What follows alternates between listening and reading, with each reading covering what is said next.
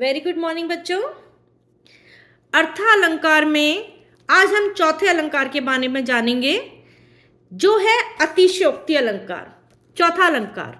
पिछले अलंकार ये जो तीनों हैं, इनके लिए मैंने पीछे वीडियो बनाई थी, आपको भेजी है मैंने, आप देख सकते हैं। तो आज चौथा अलंकार होगा अतिशयोक्ति अलंकार। अतिशयोक्ति अलंकार बिल्कुल अलग है। रूपक, उपमा, रूपक और उत्प्रेक्षा अलंकार, ये तीनों कुछ मिलते जुलते आपने देखे होंगे, समान शब्दों का प्रयोग हुआ। इसको ठीक से सीखने के लिए आप पिछली वीडियोस पे जा सकते हैं। अतिशयोक्ति अलंकार जो है वो बिल्कुल ही अलग है, बहुत आसान है। जहां पर इसमें क्या होता है, किसी व्यक्ति वस्तु का, किसी का गुण या रूप या सौंदर्य आदि के जो हम वर्णन करते हैं ना, वो इतना बड़ा चढ़ा के करते हैं कि जो हो ही नहीं सकता, जिस पे विश्वास करना कठिन होता है, इम्पॉसिबल, लेकिन उसकी बात की जाती है, तो वहां पर अतिशयोक्ति अलंकार होता है। उदाहरण से हम समझ सकते हैं, एक दिन राम पतंग उड़ाई देवलोक में पहुंची जाई। कि यहाँ पर राम द्वारा पतंग उड़ाने का वर्णन तो ठीक है, पर पतंग जो है वो उड़ते उड़ते देवलोक तक पहुंच गई, यहाँ पर इसकी बात का विश्वास करना थोड़ा कठिन है। ठीक है, तो यहां पर इसका मतलब अतिशयोक्ति अलंकार है। बहुत ही प्रसिद्ध उदाहरण और भी है।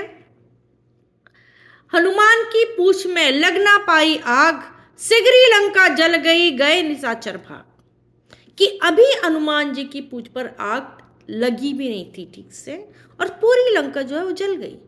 तो यहां पर अतिशयोक्ति अलंकार, ठीक है, बहुत बड़ा चढ़ाकर जब वर्णन किया गया है कि आग पूंछ में लगने से पहले ही सोने की लंका जलकर खाक हो गई है, बिल्कुल खत्म हो गई है, तो अतिशयोक्ति अलंकार है।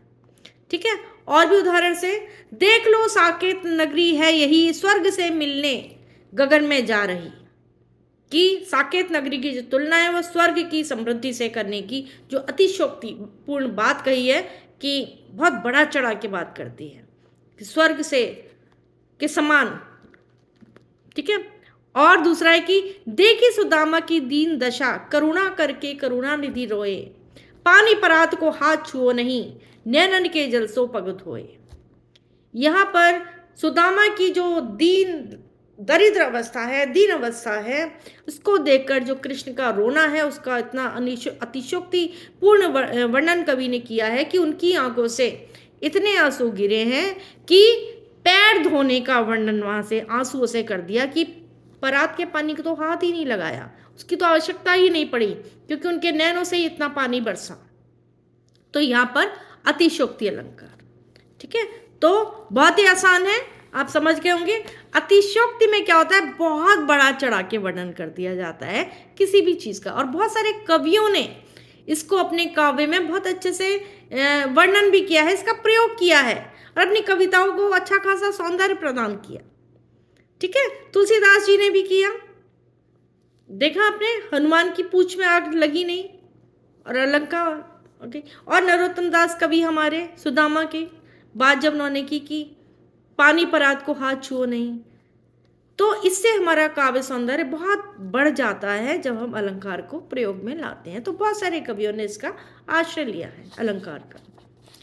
ठीक है, भाषा को सुंदर बनाने के लिए। होप कि आप समझे होंगे। अगला जो आखिरी है अर्थालंकार का भेद, उपमा, रूपक, उत्प्रेक्षा, अतिशयोक्ति, और अगली वीडियो में आप देखें मानवीकरण। ठीक है, थैंक यू।